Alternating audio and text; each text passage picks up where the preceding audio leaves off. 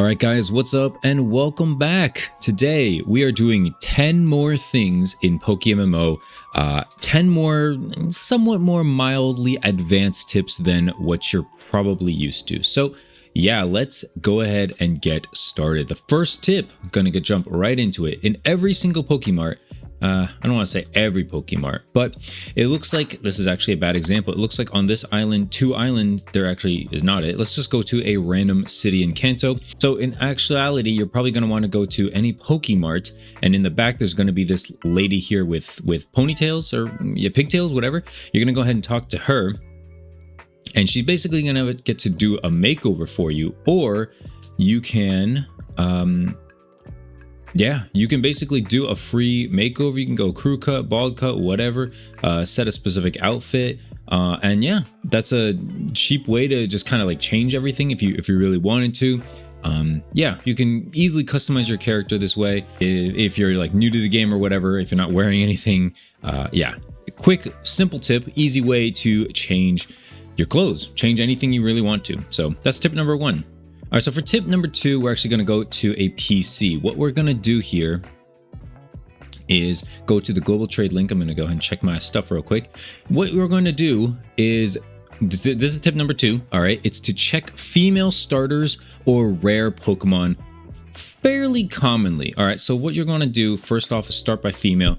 Then you're going to go ahead and search. I'm going to search Eevee first, right? So first off, Eevee looks like it's about 8K on average. Nothing really crazy here, right? No crazy deals. And then we just move on down to Charmander, right? So here we got a Charmander with 31 special defense. That might be worth picking up. Only 20 minutes listed. All these are relatively newly listed too. So they normally looks like it goes for like 7K, 8K. 8K looks a little too long.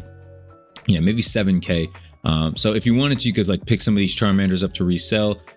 Usually there's like a better deal, like if you take like a middle stage. Okay, in this case it's not the best example for a Charmeleon, but let's take a look at, for instance, Turtwig. It looks like Turtwig is crazy high right now, but what if we look at Grottle, right? Grottle, it looks like, unless I'm spelling it wrong, it looks like someone's potentially hunting or shunting Grottle at the moment, so that's interesting. What about I'm forgetting the name of the last guy here. Turtwig. It looks like his name, I'm forgetting his name.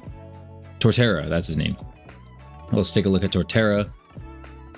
It looks like Torterra is also pretty expensive as well. So it looks like someone is definitely buying up all of the Turtwig supply. Looks like someone's shunting for a Turtwig at the moment. You can tell because all these listings are like brand new. Looks like someone, who's this guy, Subpar Racer? Yeah, it looks like he was shunting here, or maybe not shunting, but he was selling here. So this might be an untapped market at the moment. It looks like, because besides these couple here, once these are bought up, the cheapest female is starting at 100K, which is crazy. Obviously it's a 2x31, but yeah, that's crazy, dude. So keep an eye on that. Maybe someone will eventually list one for like 5K and you can make some easy bank like that. Another one to check is like Totodile, for instance. There's some decent ones here. Usually the middle evolutions and sometimes like even the final evolution might be cheaper. Like these Feraligators, for instance, 3K, you know what I mean? So if you just wanted like Totodile, you'd have to spend a minimum 5 or 6K versus Feraligators for 3K.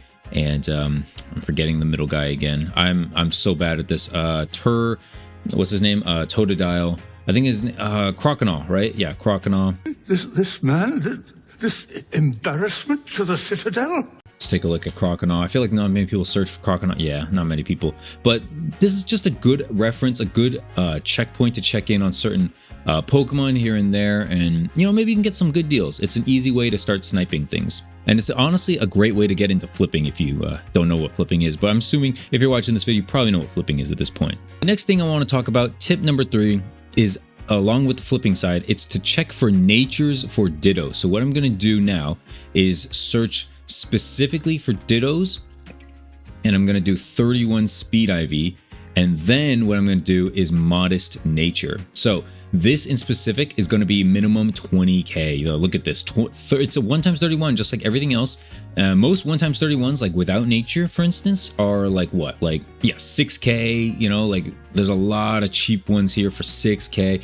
Honestly, really untapped market right now. Did a 31 speed Ditto being 6K is kind of nuts, to be honest with you guys. I would definitely capitalize this and start breeding. But yeah, for tip number 3 here, if you find one with a like crazy nature, for instance, maybe like a timid nature. I'm not even sure if timid's like a good nature. I guess technically not really, but you know, 8K, you can find some that people like don't correctly price, I guess. Hasty's not much of a nature, but modest for some reason is crazy good. I think mild might be good. Mild's not good. Yeah, so it looks like you're gonna have to test and see. Maybe like some 31 special attack Hasties might be good, or you know, something like that. You gotta pick and choose here. I think Adamant might be good if I remember correctly. Adamant 31 speed. Yeah, there it is. Adamant 31 speed. So the ones that just hurt, like help a nature and hurt a nature that don't affect either, but have 31 speed, people really look forward. Yeah, I think these are probably going to be your best bets. Also, you can just get into flipping Ditto specifically, like a 31-31, not Adamant, but 31-31. Yeah, you can see like 39K. Not much to flip here, unfortunately. I think a lot of viewers and a lot of people in general are just kind of getting better at understanding the Ditto market. So yeah, unfortunately in this case, you're not going to see a whole lot of deals. But you never know, you know what I mean? So just watch the market. Again, this is tip number 3. Just check the nature for Dittos. For instance, a modest 31 speed IV. The next thing that I want to show you guys is probably just going to be some screenshots or something like that on screen, but set up pings in a Discord server. I use Petrowski's Discord server. If you're not in it, it's a great resource for a lot of alerts and callouts, specifically in this case for Johto Safari Zone callouts. And I wanted to preface this by saying it's important to know when certain things change. So basically, the way the Johto Safari Zone changes is I believe it's every 5 hours. So every 5 or 6 hours is where it changes between, or sorry, every 4 hours is when it changes between like morning, nighttime, daytime, all that stuff. And then with those changes, things rotate in the Safari Zone. So I think it actually might be 6 hours. Or no, sorry, that's alphas. Alphas is 6 hours. But yeah, the daytime is about 4 hours. Correct me if I'm wrong, it might be 5 hours. But sometimes Riolu spawns, sometimes Beldum spawns, Torkoal, Carnivine, Scropy. So a lot of random stuff spawns. It's kind of like a rotation. And this is really cool. It keeps the game fresh and organized, but at the same time, it lets you know like which ones to hunt for and when to go back to the Safari Zone. So for instance, I really wanted to get a Riolu. So I spent like, you know, a few Safari runs yesterday just going in there, going for the meadow. Usually they're asleep too, so your chance of catching is decently higher. And so I believe, actually, if I go back to my PC real quick, I believe I actually did catch 1 or 2. I have no idea which box they're in. They're probably here. Yeah, so I did catch 1. It was actually a 3x0. I'm gonna go ahead and sell this for you guys right here on screen. But yeah, a Riolu.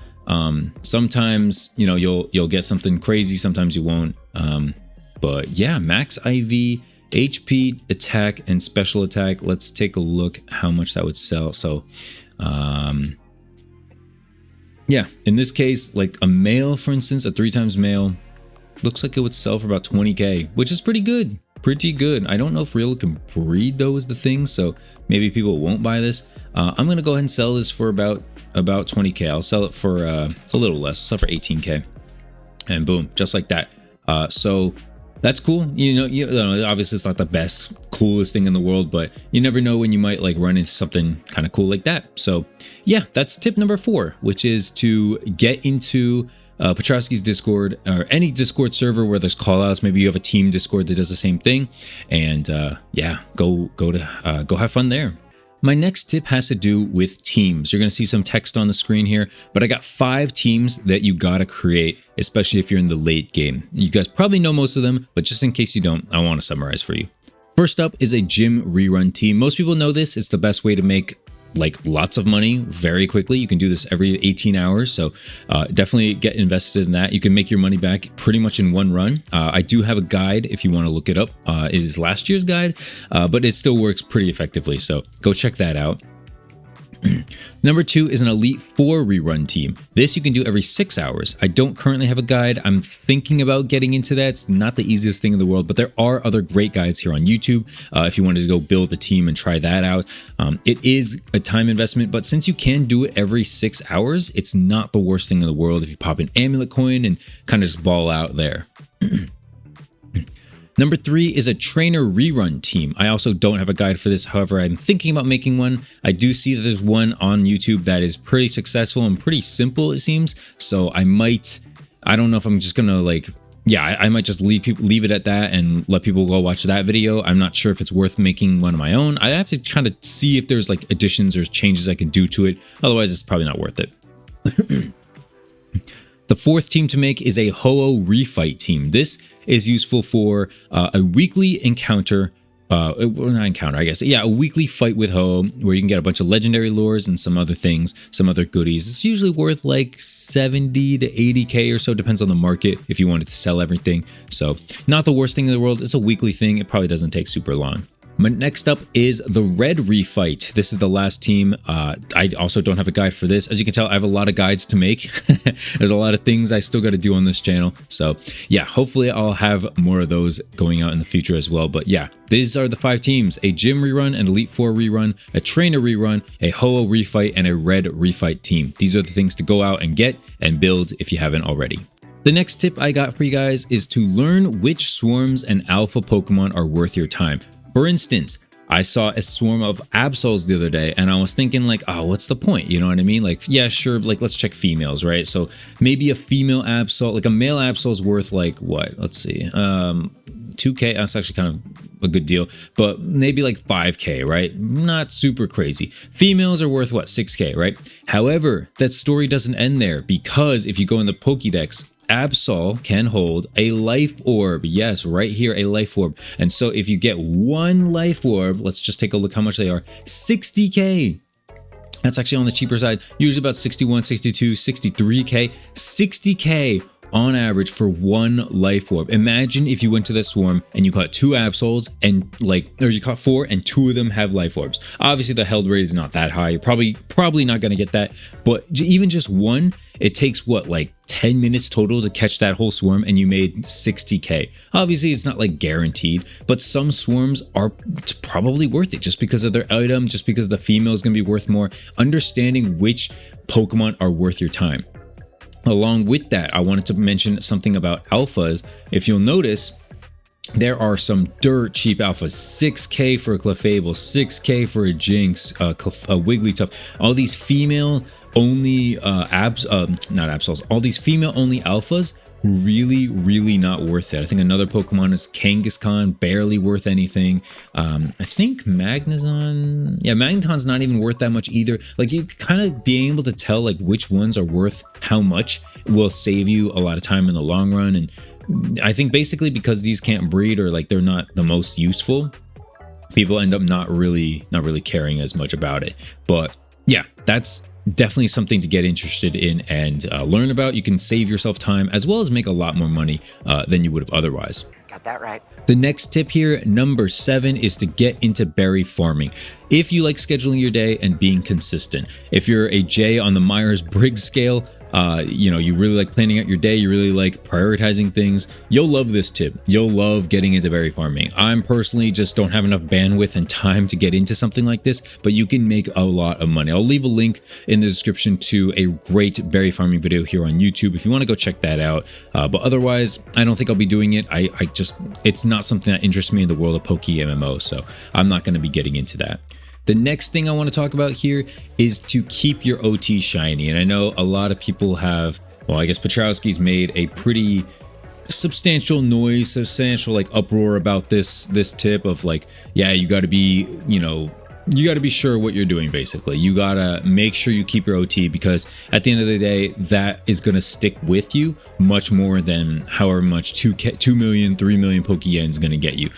In long story short, Pokeyen is fairly easy to make compared to getting an OT shiny. As you can tell here on my top right here, on my encounter counter, which is the Gillian's encounter counter, the GEC, I've gone through 10k Pokemon, haven't seen a shiny.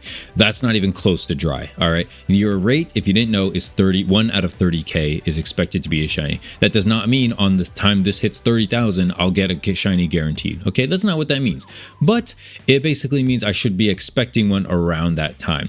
Essentially, your odds of getting a shiny from the first horde you see to the 100th 1,000th horde you see is going to be the exact same. So if you understand that mentality, keeping an encounter tracker and keeping your OT shiny, all these things are going to matter in the long run. Keep your OT shiny, okay? You're going to look back on it one day and you're going to be like, oh, I'm so glad I kept that, right? You're never going to be like, oh man, that 2 million was so much more worth it. Unless it gets you like a super cool like hat or something like that, or some clothes you really want. Other than that, man, just keep your OT shiny, okay? Just do it. And if you have comments or something why, maybe I'll make a future video on it. All right, for the next tip, I want to give you guys 2 specific niche Pokemon that you should carry around for traveling purposes. Yes, that might sound a little odd, but first off, we're going to start with the Muk. The Muk's ability, if I might not be able to have it, huh? I might not be able to search for ability. Let's just take a look here. Okay, so he's got Sticky Hold. Here we go, Stench. So this is the ability you want. You want Stench. What Stench does, let me go ahead and search for a Muk. Hopefully it tells me somewhere. Okay, so it says Stench may cause the target to flinch. However, unfortunately, the other ability Stench does is it basically acts as a free repel.